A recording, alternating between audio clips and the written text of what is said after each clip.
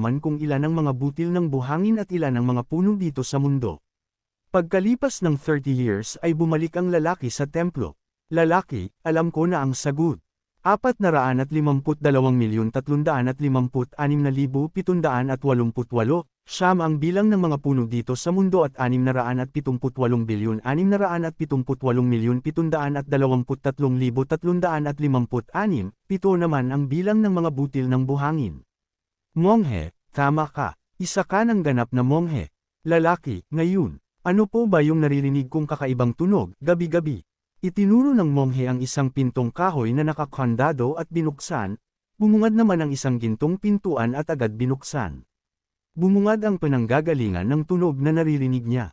At ayon ay ang, ikaw na nakikinig, hindi mo pwedeng malaman, dahil hindi ka naman isang monghe.